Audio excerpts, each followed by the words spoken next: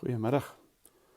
Ek het nou net hier met 'n groot spoed weggevlieg en toe besef, maar ek is nie eens behoorlik geconnect nie. So, ek wil oor mondstopper nommer 3 praat. Dis een van daardie verse wat ek al gehoor het mense gebruik om soort van jou mond te stop, jou stil te maak wanneer jy praat oor die feit dat alle mense ingesluit is in die volbragte werk van Jesus Christus in die kruis.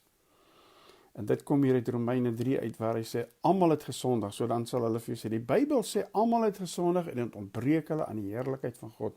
Hoe kan jy nou sê, jy weet, jy moet glo, dit is jou geloof, wat daardie werklikheid verander. Nou, kom ons kyk 'n bietjie na Romeine, hoofstuk 1 tot veral by hoofstuk 5. Miskien sal ek net verwys na Romeine 8 ook. Maar, jy weet, Paulus begin hierdie wonderlike brief aan die Romeine met die woorde, of hy verklaar sy mandaat, sy missie is om die evangelie te verkondig aan al die nasies. Dit is sy mandaat. En dan gaan hy voort in Romeine 1 vers 16 en 17 sê hy, ek skaam my nie oor die evangelie nie. Nou kan ek jy herinner dat evangelie beteken goeie nuus. Nie bietjie goeie nuus, bietjie slegte nuus nie. Of bietjie goeie nuus, baie slegte nuus. Beperkte goeie nuus of voorwaardelike goeie nuus. Dit is net goeie nuus. En hy sê, ek skaam my nie oor die evangelie, oor die goeie nuus nie. Want dit is die krag van God tot redding. En dan gaan hy verder en sê, eerstens vir die Jood en dan ook vir die Griek of die heiden.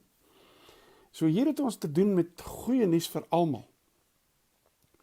En daar begin hy reeds daarop dui dat die enigste basis vir ons geloof, is God se geloof, is die feit dat God se geregtigheid geopenbaar is sonder die wet.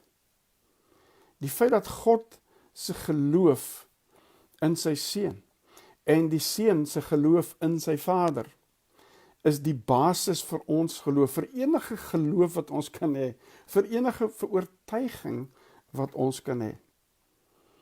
Maar dan hier van Romeine 1 vers 18 af, tot so vers 20 van Romeine 3, maar ook vers 23 ingesluit, want dit gaan die crescendo wees van hierdie verskriklike negatiewe prentjie wat Paulus vir ons skilder, van die mensdom. En wat hy probeer sê is, die mensdom, het sy die wet het of nie die wet het nie, sukkel met 'n verwronge, verwarde identiteit. Dit is tog die definisie van sonde, die Griekse woord hamartia. Is nie net bloot om die doel te mis nie, om die teiken te mis nie. Die Griekse woord letterlik beteken 'n verwronge, verwarde identiteit. Die mens se denke het verduister geraak die oomblik toe Adam kies teen God. Toe Adam verkies om sy ding self te doen, om onafhanklik van God op te tree, selfgeregtigheid toe te pas.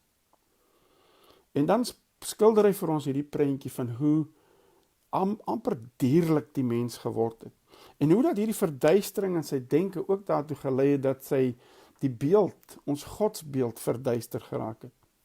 Dat God is nou aangepas by ons verwarde, verwronge, verduisterde denke.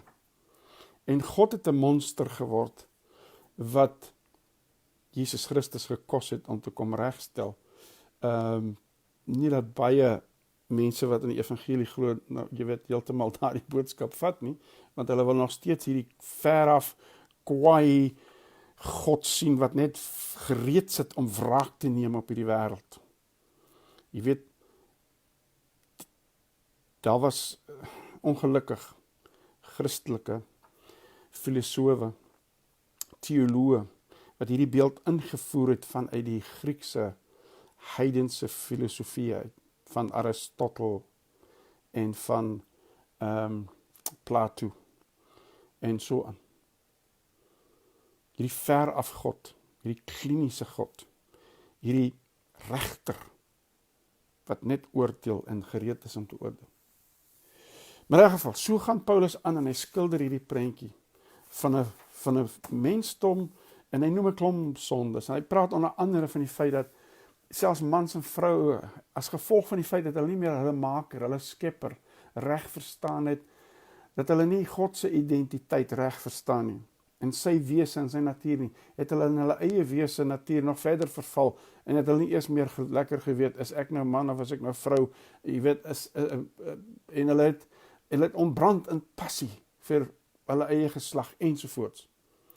Maar voordat hy nou bly raak, dat ek nou, jy weet, so na hierdie dinge verwys, hy noem skinder, en jaloesie, en kwaadpraat, in dieselfde asem. Dit is alles die vrug van 'n verwronge, verduisterde identiteit. Dis alles die vrug van sonde. Maar dan sê hy vir die Jood, hy sê, moenie jy wat Jood is, nou dink jy is nou onskuldig aan hierdie situasie nie. Jy mag sê, wel, ek het die wet. Jy weet, ons het 'n baie hoër waardesisteem. Ons het 'n baie suiwerder vertolking van God, want ons het die wet ten minste van God ontvang. Ek meen, ons het Moses en Abraham en al hierdie wonderlike mense. En dan gaan Paulus aan en hy sê, jy weet wat? Jy as Jood het geen voorrang nie. Inteendeel, julle optrede maak baie keer dat die heidene, jy weet, is soos hulle is, want julle bring nie die ware beeld van God oor nie. En dan gaan hy aan om te sê, en ek gaan vir julle net so 'n paar woorde, so 'n paar sinsnedes lees, wat verwys na die Jode, dit kom uit Joodse geskrifte. Sommige miskien selfs uit die Ou Testament, ek is nie doodseker daarvan nie. Hy beskryf die toestand van die mens, onder die mag van hierdie verduisterde denke soos volg. Niemand is goed nie, selfs nie een enkele een nie. Daar is nie een wat werklik verstandig is en niemand wat werklik ernstig na God soek nie. Daar is niemand wat die goeie doen nie, selfs nie een enkele een nie. Hulle taal is vieslik, soos die stank wat uit 'n oop graf kom. Met hulle tonge pleeg hulle bedrog, die gif van dodelike slange drup van hulle lippe. Hulle monde is vol vervloeking en bitterheid ensovoorts. Hulle weet nie waar ware vrede lê nie. Eerbied vir God speel by hulle geen rol nie. Nou ek dink u kan identifiseer, ons sien hierdie ding vandag nog. So wat Paulus sê is, beide Jood met die wet, heiden sonder die wet, is almal in 'n drukgang. Almal onder die mag van sonde. En selfs die wet, wat wel van God kom, wat wel vir ons 'n openbaring gee van sonde en hoe erg dit is, kan nie red nie. Het kan nie 'n vinger lig om jou te red nie. Want as jy een wet oortree, dan is jy skuldig aan die hele wet. So hy sê, jy as Jood het geen voorrang nie, jy het geen voorsprong bo die heidene nie. En dis waar ons kom by Romeine 3 vers 23. Niemand is regverdig nie, selfs nie een nie. Dit ontbreek almal aan die heerlikheid van God. Maar ongelukkig, baie evangeliepredikers stop daar, baie heiligheidspredikers stop daar, of selfs, nie seker, miskien heiligheidspredikers nie, maar baie evangeliepredikers stop daar en sê, nou sien jy moet Jesus aanneem, om gered te word.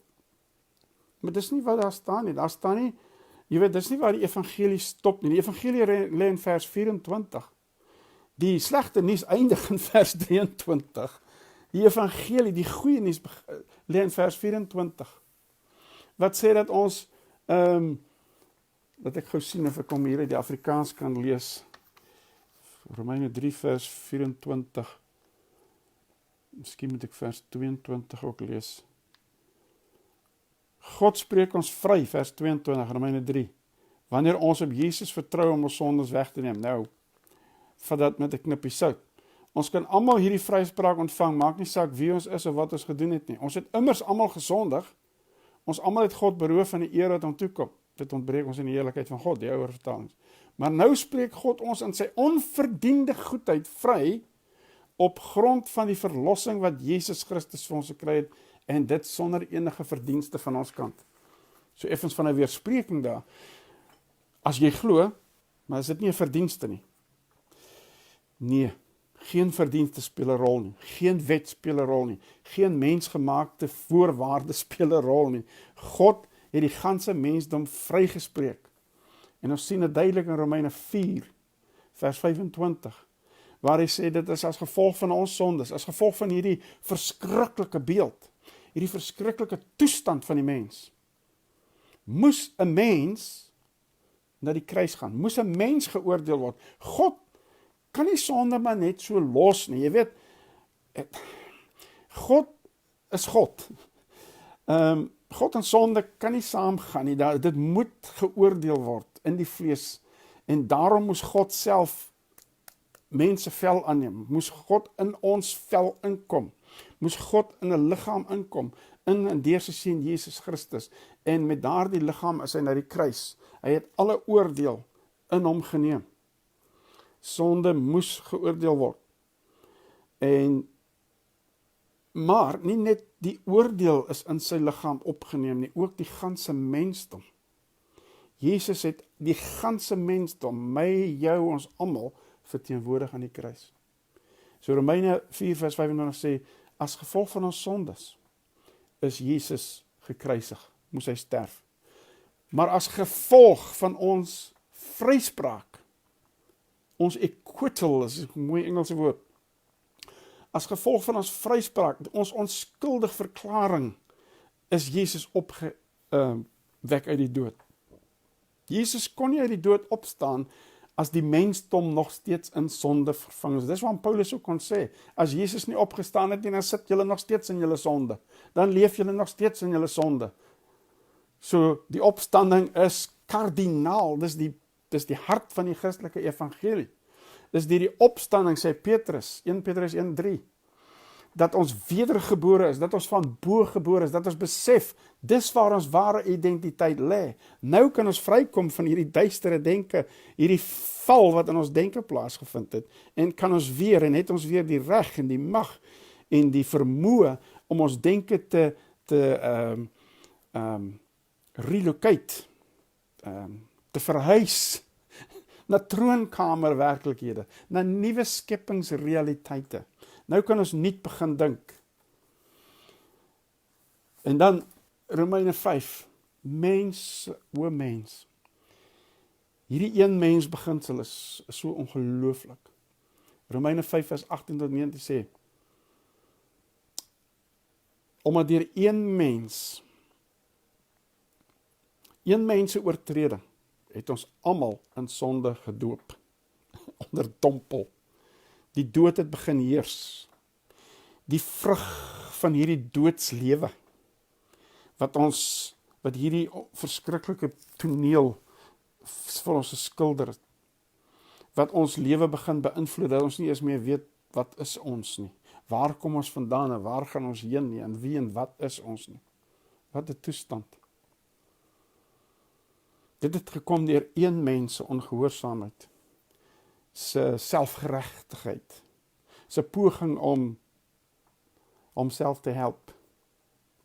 Hy sê net so, deur een man, die laaste Adam, is ons regverdig verklaar. Het daar vir ons die gawe van geregtigheid. God se geregtigheid is geopenbaar sonder die wet. Dit is God se geloof. Ons kan maar net amen sê daarop. Ons kan maar net sê amen, halleluja. My oorreding, my geloof, my poging om te glo, is gebaseer op God se geloof, op Christus se geloof in my.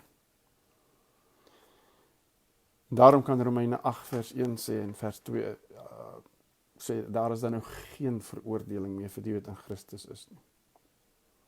Nou ek weet daar is 'n stukkie wat sê, wat nie na die gees wandel nie, maar wat nie na die vlees wandel nie, maar na die gees. Nou, daar is 'n gevoel dat daardie versie is ingevoer van die 4de vers af van Romeine 8. Later jare, dat is skynbaar baie goeie bewys daarvoor, want iemand kon net nie dink, jy weet, dat die mens daarom nie 'n aandeel moet hê in sy redding. Ons wil so graag 'n aandeel hê in ons redding. Why? Hoekom? Kom ons ontspan in die rus. Kom ons ontspan in ons sabbatsrus. Jy weet, wanneer ons denke laat vernuwe, wanneer ons nie begin dink oor ons, oor God, en ons sien, jy weet, die liefde van ons Vader, in die gesig van Jesus Christus, dan val sondes weg van jou af. Daar's niks wat ons kan doen om van sonde ontslae te raak, maar hulle sal van jou ontslae raak. Want sonde kan nie leef waar 'n mens leef in die bewussyn van sy nuwe identiteit, van sy ware identiteit. Die feit dat die Christus lewe in my is. Die feit dat ek lewe volgens die wet van die Gees, van lewe in Christus Jesus. Die wet van die Christus lewe is kragtiger as enige ander wet. Die wet van ons eenheid met Christus, our union, ons union met Christus, vernietig, maak enige ander wet totaal en al nutteloos. Stel dit buite werking. So wandel, Annette, ek sien jy kyk, lekker man. Ek hoop julle het 'n goeie naweek en dat julle goeie weer het. Ons hoop ook vir goeie weer hierso. So, ek gaan op daardie hoë noot gaan ek eindig en ek hoop hierdie woord seën jou en help jou om te wandel in vryheid. En moenie jou mond laat stop van hoe sondig ons almal is nie. Daardie selfe sondige mensdom is deur een daad van geregtigheid onskuldig verklaar. Maak nie saak wat se lewenstyl daar nog is nie. Wat se sondes, jy weet, wat se ou blaartjies hang nog daar in die boom. Daardie blare sal ook afval. Kom ons help mense om te sien wie en wat hulle is in Christus. Blessings.